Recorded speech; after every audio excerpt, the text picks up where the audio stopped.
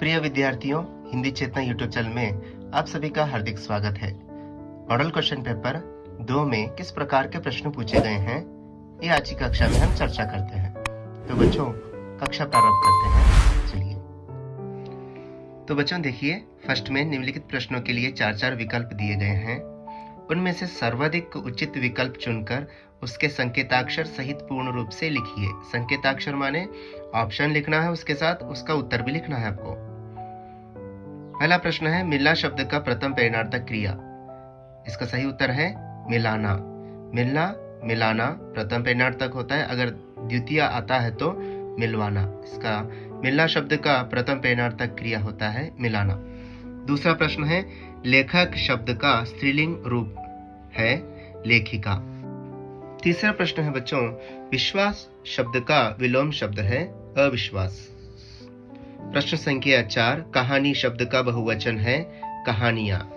प्रश्न संख्या 5, आप कहां जा रहे हैं, वाक्य के लिए उचित विराम चिन्ह है प्रश्नवाचक।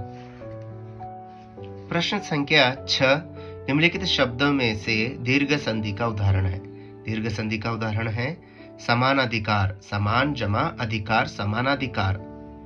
प्रश्न संख्या 7, कर्नाटक डैश राजधानी बेंगलुरु है, वाक्य के लिए उचित कारक चिन्ह है कि कर्नाटक की राजधानी बेंगलुरु है।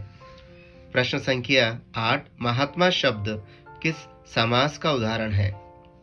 कर्मधारय है समास। महान है जो आत्मा, महात्मा कर्मधारय समास।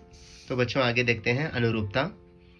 गिल्लो रेखा चित्र, कश्मीरी सेब कहानी, बसंत की सच्चाई एकांकी, ईमानदारों के सम्मेलन में व्यंग्य रचना, मकान की छत मछली की पीठ, मकान के स्तंभ हाथी के पर, पाप का मूल अभिमान, धर्म का मूल दया।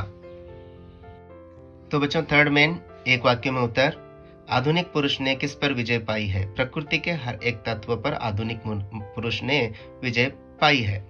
दोनों दोस्त जंगल की ओर क्यों गए। दोनों दोस्त जंगल की ओर घर बनाने का तरीका जानने के लिए गए। हमें किस उम्र में अच्छी आदतें डालनी है। हमें 11 से 12 उम्र में अच्छी आदतें डालनी है। यशोदा का रंग कैसा था। यशोदा का रंग गोरा था। तो बच्चों आगे देखते हैं 2-3 वाक्यों में। लेखक ने दुकानदार को क्षमा के योग्य क्यों नहीं माना।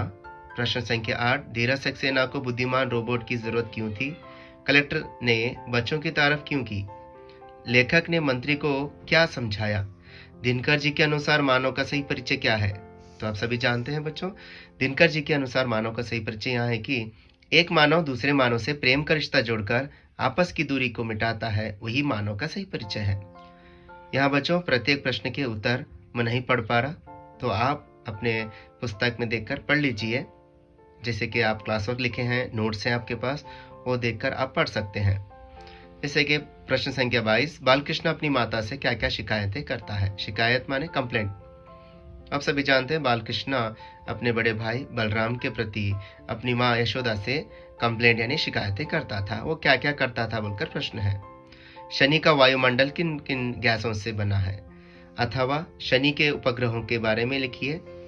प्रश्न संख्या 24, शास्त्र में सत्य बोलने का तरीका कैसे समझाया गया है, अथवा मीना मैडम ने छात्रों से अंत में क्या कहा।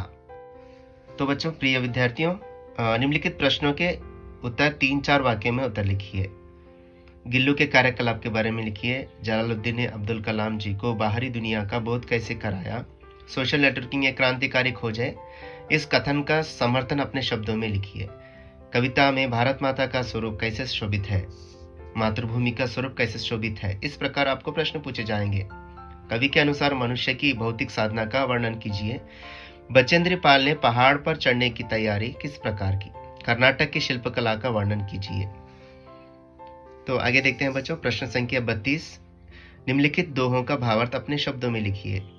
तुलसी के दोहों से यहाँ दोहा है, मुखिया मुख सो चाहिए खान पान को एक, पाले पोसे सकल अंग तुलसी सहित विवेक। तो बच्चों अभी परीक्षा में आपको दोहे या भावार्थ सिर्फ आपको तुलसी के दोहे से ही पूछा जाएगा।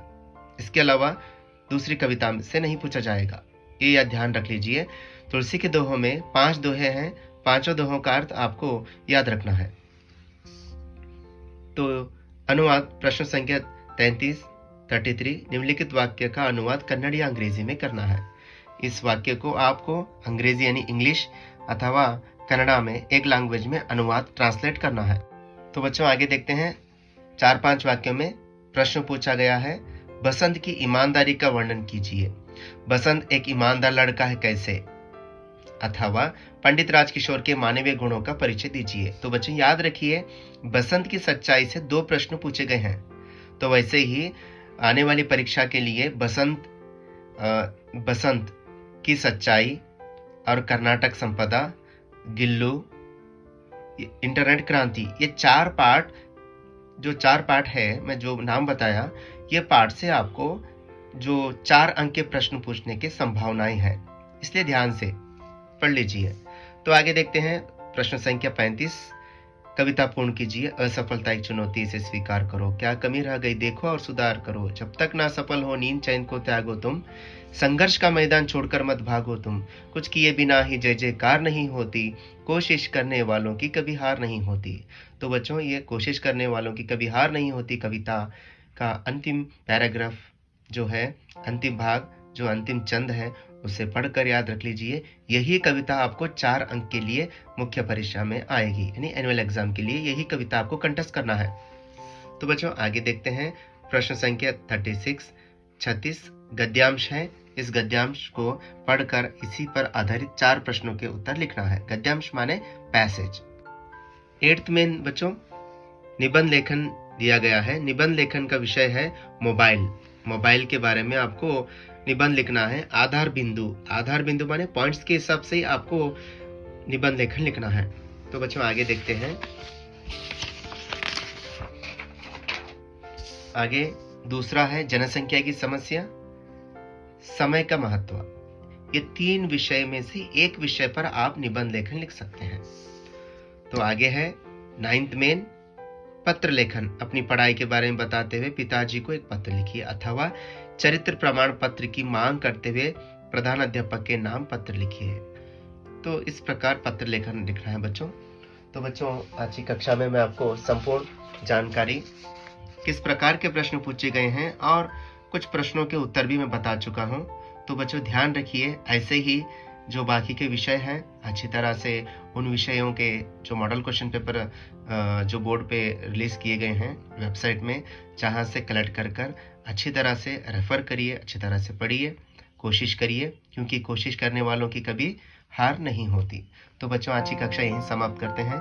मैं उम्मीद करता हूं कि आप भी विषय के साथ और विषय के अनुकूल आप पढ़ाई कर रहे होंगे। तो अगली कक्षा में मैं आपको और एक नए विषय के साथ फिर से मिलूंगा। धन्यवाद।